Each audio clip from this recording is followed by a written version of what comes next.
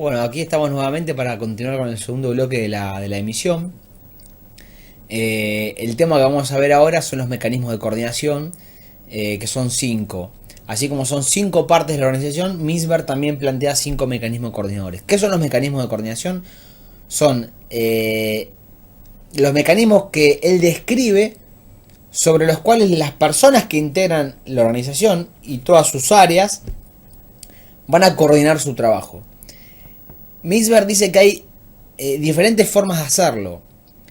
Todo va a depender del tamaño de la organización y de la actividad que desarrolla y del nivel de calificación de las personas que la integran. Como vemos en la placa, Henry Misberg dice que los mecanismos de coordinación son la supervisión directa, las 3 estandarizaciones, que son estandarización de procesos, estandarización de la producción y estandarización de destreza, y el ajuste mutuo. Ahora vamos a ver uno por uno de qué se tratan.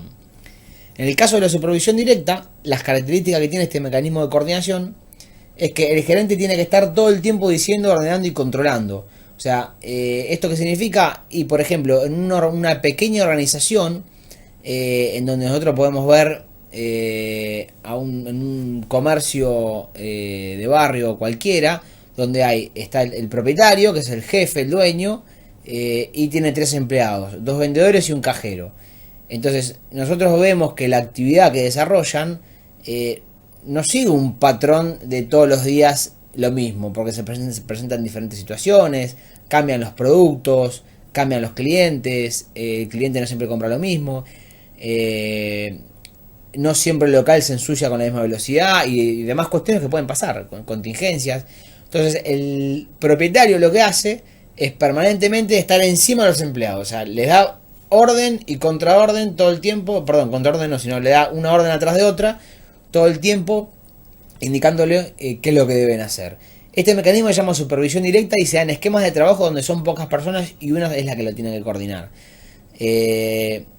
También se dan este mecanismo en diferentes organizaciones, como puede ser el ejército, en donde un pelotón de combate está liderado por un oficial, por varios suboficiales y muchos soldados, donde cuando se está haciendo una operación militar específica, el oficial digita minuto a minuto cuáles son las acciones que se tienen que ir llevando a cabo, delega autoridad en los suboficiales para ejecutar determinadas actividades, pero es una persona que tiene el control permanentemente. Y bueno, y después hay un montón de otros tipos de organizaciones que también puede suceder lo mismo y demás. Otra característica de la supervisión directa, bueno, es que para esquemas de trabajo con pocas personas y de baja calificación, como recién decíamos, en el caso de empresas comerciales, también se utilizan operaciones donde la tolerancia de error es mínima, por ejemplo, operaciones militares, espaciales, policiales, etcétera, como el ejemplo que recién pusimos. El siguiente mecanismo de coordinación es la estandarización de procesos. Las características que tiene es que las personas cumplen los pasos de cada uno de los procedimientos establecidos en la organización, vinculándose entre ellas mediante las diferentes etapas que cumple cada uno. Los vínculos entre las personas están establecidos por los procesos de trabajo. Cada uno sabe lo que tiene que hacer porque en el manual de procesos está establecido y el gerente controla la calidad de los productos de cada proceso. ¿Esto qué significa? Significa ni más ni menos que, como nosotros bien dijimos antes, cuando diseñamos la estructura organizacional con sus áreas y sus posiciones individuales, dijimos que luego armamos los flujogramas de trabajo donde nosotros determinamos un objetivo a cumplir, como por ejemplo puede ser la emisión de una orden de compra para una empresa agropecuaria, una orden de compra de agroquímicos, de una determinada cantidad de semillas o de agroquímicos, en una empresa agropecuaria grande. Entonces, ¿qué se hace? Se pone como objetivo emitir la orden de compra. Y eso implica un montón de pasos y etapas previas que tiene que hacer el personal para lograr emitir esa orden de compra, que tiene que ver con identificar si hay stock o no, pedir diferentes cotizaciones, determinar qué tipo de producto se va a comprar. Bueno, todo ese procedimiento ya se establece de antemano, se estandariza el proceso, eso significa, y se dice qué parte del proceso va a cumplir cada una de las personas que integra la organización. Esta estandarización de procesos, ¿quién la hacen? los hacen los analistas que están en la tecnoestructura. Tratan de buscar los procesos que se repiten permanentemente dentro de la organización y tratan de llevarlo a un papel, ¿no? Establecido y ordenado a través de lo que se llama un procedimiento operativo estandarizado, ¿no? O un POE o un PON, en vez de estandarizado muchos lo conocen como procedimiento operativo normalizado.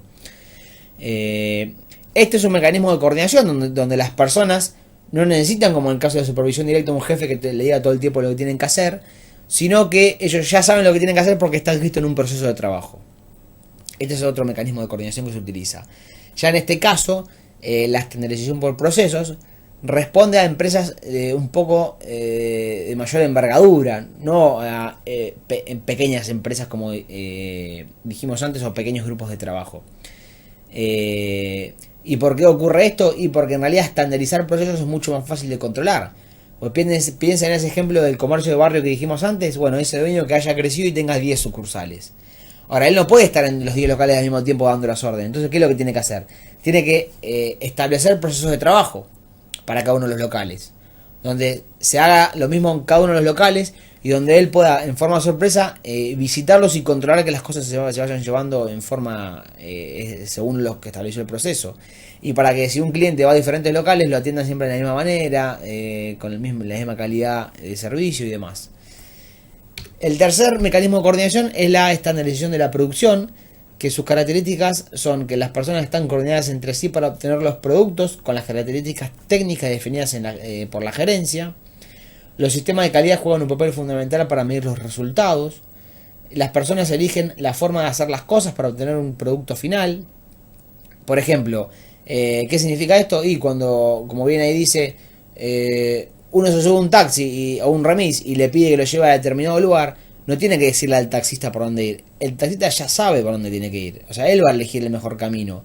¿Eso qué significa? Que nosotros lo que vamos a exigirle no es que cumpla un determinado camino, sino que nos lleva a determinado lugar. O sea, le exigimos el producto que estamos contratando. Yo contrato el servicio para que él me lleve y me lleve a tal lugar. Ahora, que él se maneje como quiere, pero que cumpla con la exigencia de producto que yo o servicio que yo le solicité. ¿Por qué decimos que los sistemas de calidad juegan un rol fundamental? Porque nosotros a través de este mecanismo de coordinación, lo que vamos a hacer es exigirle a un gerente o un empleado de la organización que obtenga un producto con determinadas características especificadas, ¿no? En donde los productos o también puede ser un servicio con determinadas características especificadas que tienen que ver con calidad, tiempo o tamaño en caso de un producto, sabor o gusto en caso de un restaurante o lo que sea. ¿Qué es lo que vamos a realizar? Vamos a exigirle que él cumpla los estándares de producto y que él adopte los mecanismos y procesos que él considere necesario. ¿Y qué es lo que vamos a hacer? Vamos a utilizar sistemas de calidad para medir que esos productos y servicios que él está produciendo, que nosotros lo ordenamos, se ajusten cada vez más a las especificaciones de diseño. Entonces, acá la coordinación entre el equipo de trabajo va a estar dada por la calidad del producto a obtener. Ni más ni menos que eso. El siguiente mecanismo de coordinación es la estandarización de destrezas. Que en este caso vemos que dice que las personas son capacitadas en la forma de hacer las cosas. Se las puede capacitar dentro de la organización o en una universidad en forma previa. ¿Esto qué significa? Que para algunas organizaciones o para algunas áreas de organizaciones, el empresario va a contratar profesionales o personas que realicen actividades, pero no va a tener un conocimiento específico de cómo realizarlo, sino que justamente lo contrata a él para que lo asista, lo asesore o realice la actividad. Por ejemplo, ahí dice, si un jefe le pide a un contador que es empleado de la empresa que haga una declaración jurada de impuesto al valor agregado, el contador ya sabe cómo tiene que hacerla. El jefe desconoce cómo hacerla, pero el contador sí se lo sabe. ¿Por qué? Porque él ya viene estandarizado en cuanto a sus capacidades desde afuera de la empresa. Él se educó en una universidad y eso es un proceso de estandarización de destrezas. ¿No? Destreza significa saber hacer algo. Entonces, muchas áreas de organizaciones se coordinan a través de la estandarización de destrezas. Ahora, yo puedo contratar a un profesional para que haga una actividad sobre la cual él fue capacitado afuera o sobre la cual es capacitado adentro. Yo también a mi personal lo puedo capacitar, hacer capacitaciones de lo que se llaman in company, dentro de la compañía, con capacitadores que yo traiga, programas que yo contrate, donde yo lo que hago es estandarizarlos para que ellos sepan hacer el trabajo. Entonces, este es un mecanismo de coordinación que utilizado en algún tipo de organización, fundamentalmente en las organizaciones donde trabajan profesionales. Es el mecanismo que más se utiliza. Como por ejemplo en una universidad, o sea, si cuando un rector o un decano llama a un docente para que dicte un curso, lo invita a dar un curso a la universidad, le dice los temas que tiene que dar y el docente, él es el que prepara la clase, él es el que usa las herramientas metodológicas. O sea, el decano o el rector no va a indicarle cómo tiene que dar cada uno de los temas, ¿no? Solamente le pide que dé los temas y él utiliza todas sus herramientas y sus destrezas y conocimientos. Bien. Otra cuestión importante que marcamos ahí es que en general, ahí vamos a ver el punto 3, en general las personas estandarizadas por destreza tienen poder de decisión, o sea, hay delegación. Ustedes piensen que si un empresario le pide a un contador que realice una declaración jurada, le delega el poder de hacerla, por una cuestión lógica que él no sabe hacer, por eso lo está contratando. O mismo cuando contrata a un abogado, o mismo cuando va al médico, o sea, él no le dice al médico lo que tiene que hacer, sino le da los síntomas para que el médico le sugiera cuál es el mejor camino para remediar su problema.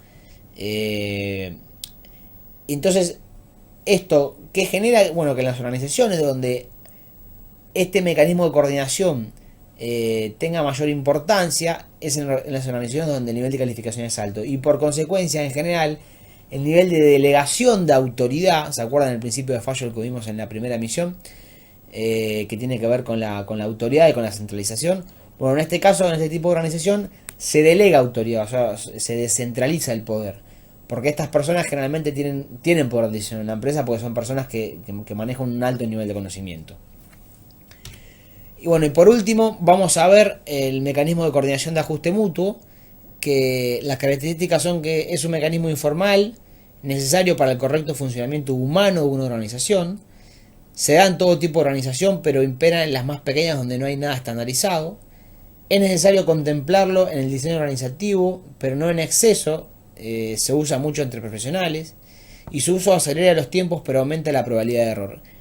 ¿Qué significa? ¿Qué es este mecanismo mutuo? Este mecanismo de coordinación de ajuste mutuo. No es más ni menos que la comunicación informal que se da dentro de las organizaciones.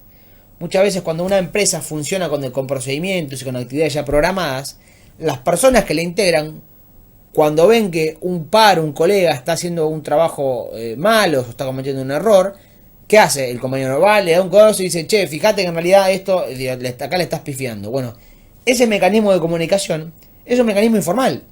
Por ahí no hay un reporte a la cadena de mando para que le avisen al que está al lado mío, sino que se lo digo yo en forma directa. Y esto es necesario y existe en todo tipo de organización. Porque justamente lo que hace es aceitar los procesos. Es un mecanismo que no tiene establecido un mecanismo de comunicación formal, sino que justamente es informal, ¿no? Y se da en todo tipo de organización. O cuando, por ejemplo, alguien no está al tanto de una novedad, un compañero se lo dice, se lo comenta, y ese tipo de actividades. Bueno, estos fueron los 5 mecanismos coordinadores que plantea Henry Mintzberg en la bibliografía. Así que bueno, ahora vamos a, en los siguientes bloques, continuar con las configuraciones estructurales, que son los diseños organizativos que se pueden adoptar.